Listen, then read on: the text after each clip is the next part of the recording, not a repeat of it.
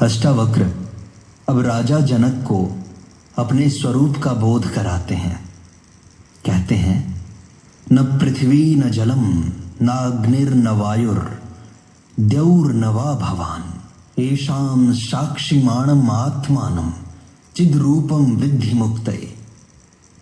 अर्थ है इसका, तू न पृथ्वी है, न जल है, न अग्नि है, न वायु है, न आकाश है।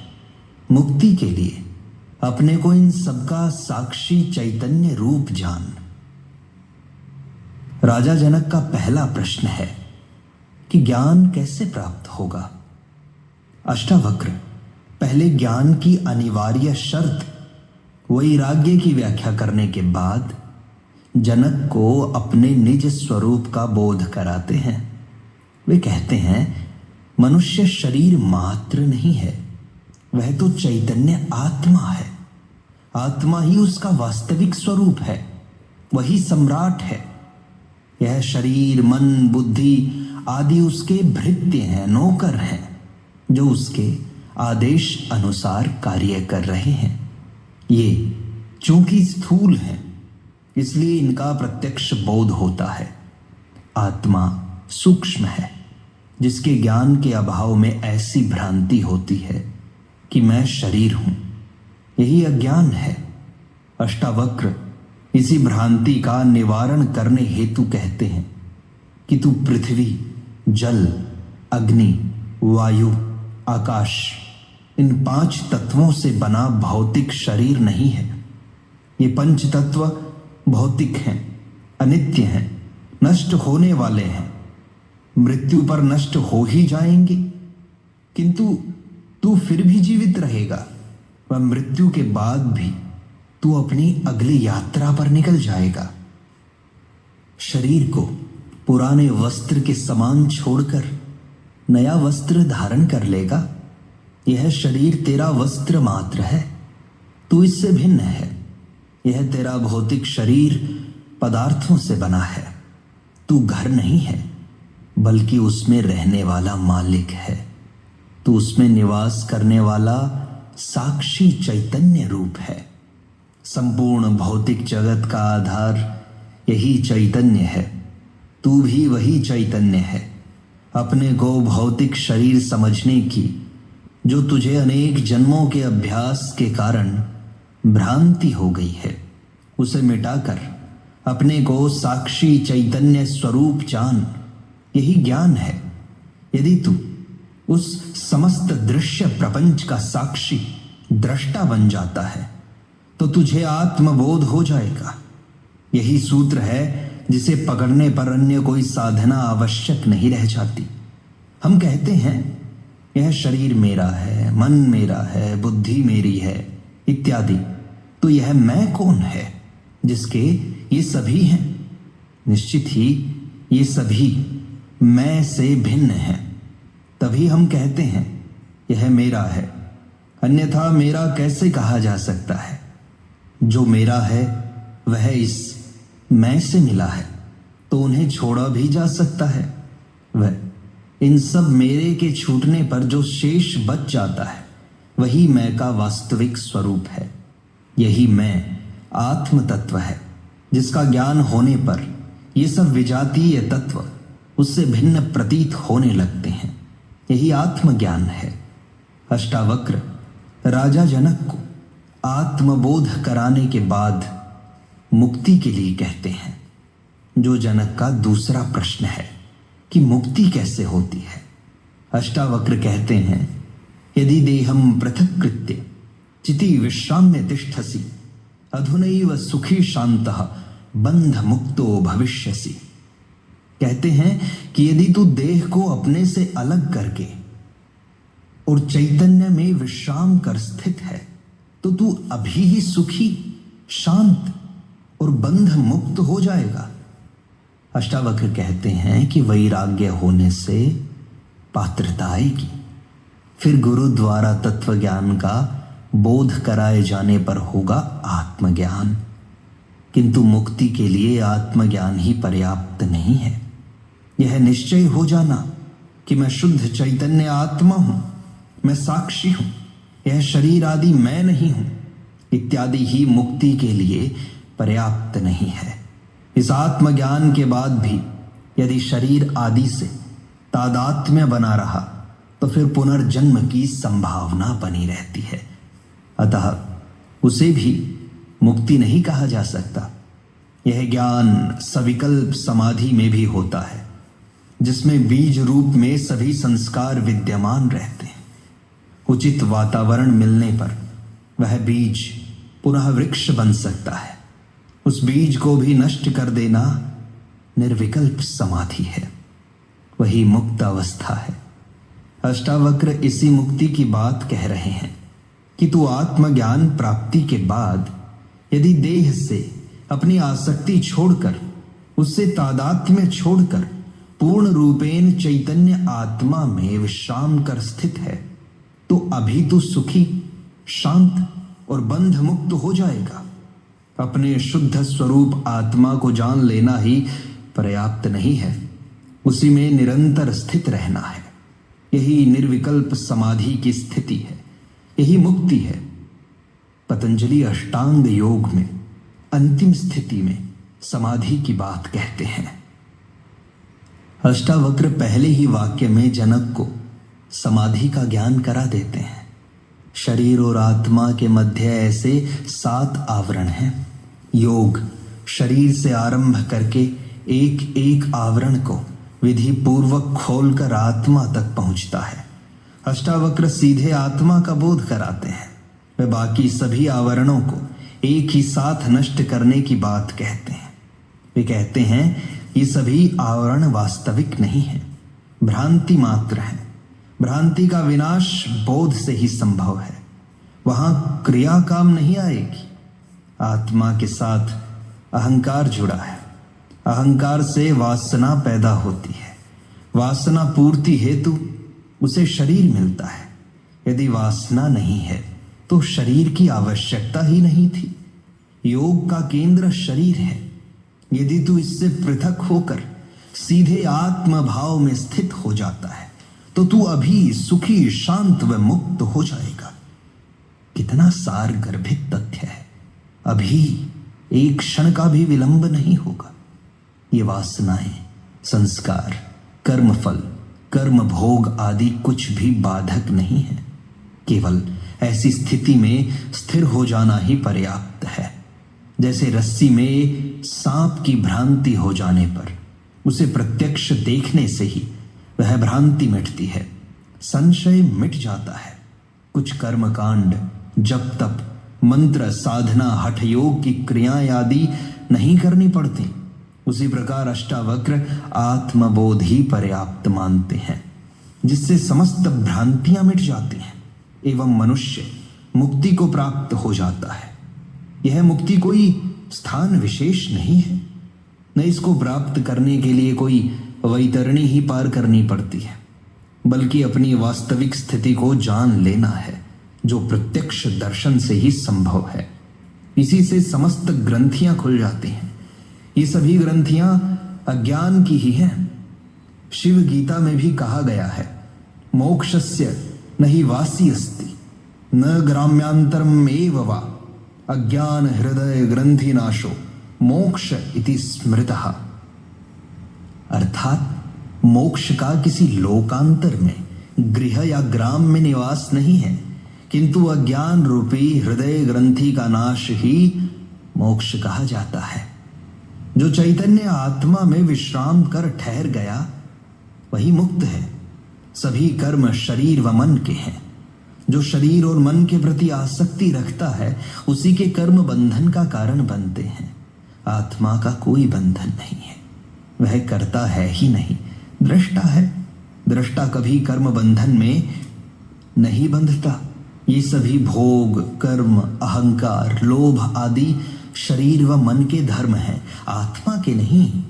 जो अपने को आत्मा मानकर शरीर से अपना संबंध छोड़ देता है वह मुक्त ही है। यही अष्टावक्र का परम उपदेश है। न त्वं विप्रादिको वर्णो नाश्रमी नाक्ष गोचरः असंगोसी निराकारो विश्व साक्षी सुखी भव। अर्थात तू ब्राह्मण आदि वर्ण नहीं है और न ही तू किसी आश्रम वाला है, न आंख इत्यादि इंद्रियों का विषय है। ऐसा जान करके सुखी हो जा। अष्टावक्र जी ने 3 ही सूत्रों में राजा जनक के तीनों प्रश्नों ज्ञान, मुक्ति और वैराग्य का स्पष्टीकरण देकर मुक्ति की विधि बता दी। आगे इसकी थोड़ी और व्याख्या करते हैं, जिससे जनक को पूर्ण रूपेण यह तत्वबोध हृदयंगम हो जाए। अष्टावक्र कहते हैं, तू शरीर नहीं है, आत्मा जो चैतन्य है, साक्षी है। आत्मा का कोई वर्ण नहीं होता। यह ब्राह्मण, क्षत्रिय, वैश्य, शूद्र नहीं होती। यह तो चैतन्य ऊर्जा मात्र है जो समस्त प्रकार के जीवों में समान रूप से व्याप्त है। यह आत्मा न किसी वर्ण वाली है, न आश्रम वाली है। यह हिंदू, मुस्लिम इत्यादि धर्म वाली भी नहीं है, न ही इसकी कोई जाति है, न लिंग है। ये 4 आश्रम ब्रह्मचर्य, गृहस्थ, वानप्रस्थ एवं सन्यास, ये भी आत्मा के नहीं है। आत्मा न करता है, न भोक्ता, न भोग्य। इन तीनों से परे असंग, निराकार और विश्व का साक्षी मात्र है, केवल दृष्टा है। अष्टावक्र जनक से कहते हैं कि तू वही आत्मा है, ऐसा जानकर सुखी हो।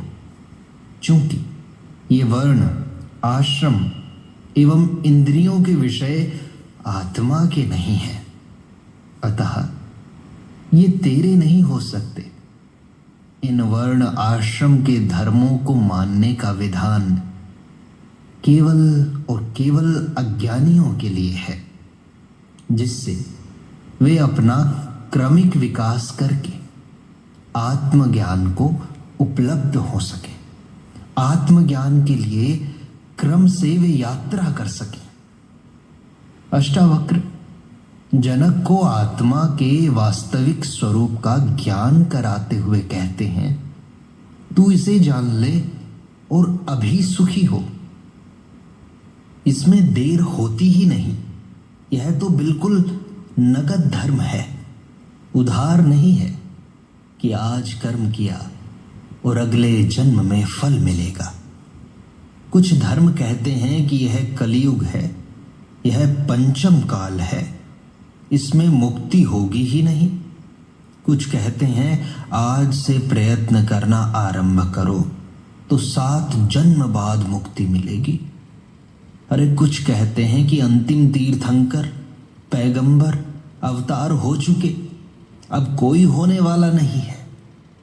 परंतु अष्टावक्र बड़ी निर्भीकता से घोषणा करते हैं कि ये सब बकवास है। तू अपने चैतन्य में स्थिर कर ले और अभिमुक्त हो जा। ऐसी घोषणा कोई भी महापुरुष, अवतार या गुरु नहीं कर पाए। बड़ी ही अद्भुत घोषणा है अध्यात्म जगत की।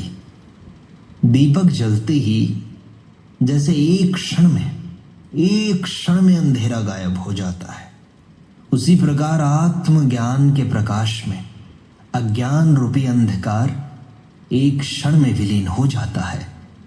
सारी भ्रांति मिट जाती है, केवल बोध पर्याप्त है।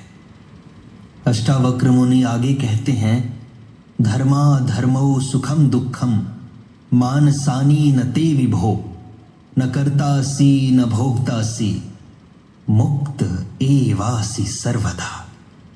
अर्थात हे विभो, हे व्यापक, धर्म और अधर्म, सुख और दुख केवल मन के हैं, तेरे लिए नहीं है, तेरे नहीं है। तू इनसे अलग है, अछूता है।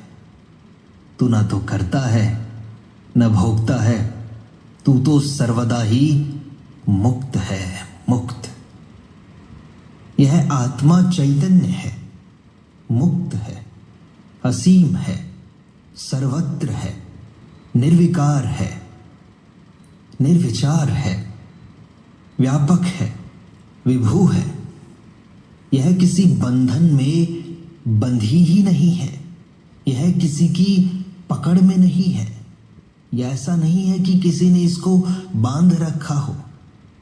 शरीर सीमित है, मन बुद्धि सीमित है। आत्मा किसी एक शरीर या किसी एक मन से बंधी हुई नहीं है। यह सारी भिन्नता शरीरगत है, मानसिक है। आत्मगत कोई भिन्नता नहीं है। इसलिए अष्टावक्र राजा जनक को विभो, व्यापक शब्द से संबोधित करते हैं और कहते हैं कि तू शरीर नहीं है, तू तो व्यापक विभू आत्मा है। इसलिए तू सर्वदा मुक्त ही है। यह मुक्ति तेरा स्वभाव है, तेरा स्वरूप है। आत्मा सदा मुक्त है, निर्विकार है, निर्लेप है। और निर्लेप है तो वही तेरा स्वरूप है। निर्लेप का अर्थ होता है जिसमें किसी भी तरह का राग द्वेष लिप्त नहीं है। ऐसी है वो आत्मा, न उसमें कोई राग है न द्वेष है, और वही तेरा स्वभाव है। तू स्वयं को शरीर मानकर बैठा है, मन मानकर बैठा है, बुद्धि मानकर बैठा है, पर ये सब कुछ तू नहीं है। तू तो केवल परम चैतन्य आत्मा है। इसे पाना नहीं है, और यह तो उपलब्ध है ही सर्वदा। केवल जागकर तुझे देखना मात्र है। केवल ग्राहक होकर कोई ठीक से सुन मात्र ही ले तो घटना घट जाती है। उसी क्षण जन्म जन्मों की विस्मृति टूट जाएगी, स्मरण लौट आएगा।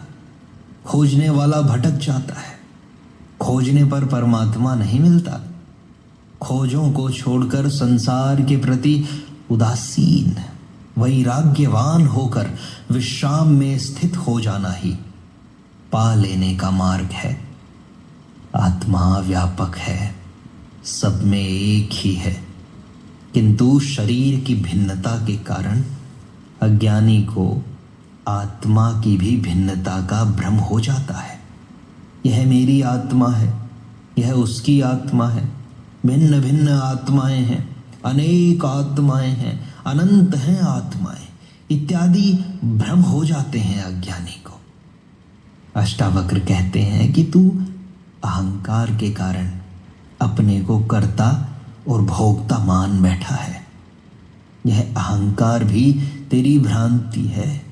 अहंकार भी झूठ है, वास्तविक नहीं है।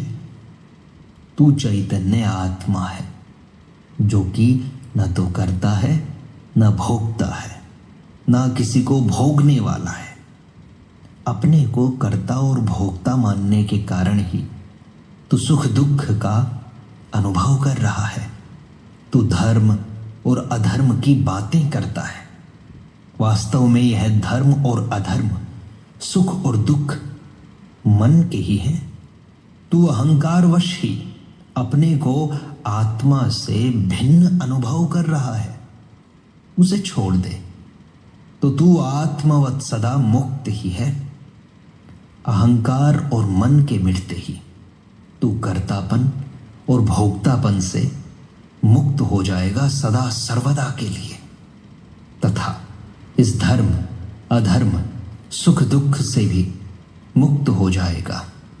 एक बार जब अहंकार छूट गया तो तेरे सारे पाप, सारे क्लेश, सारी शंकाएं, सारे दुख मिट जाएंगे। अहंकार छूटा, मन छूटा, मन के संकल्प छूटे तो सब छूट गया। तू आत्मा में स्थित होकर आत्मा में ही रमण करेगा।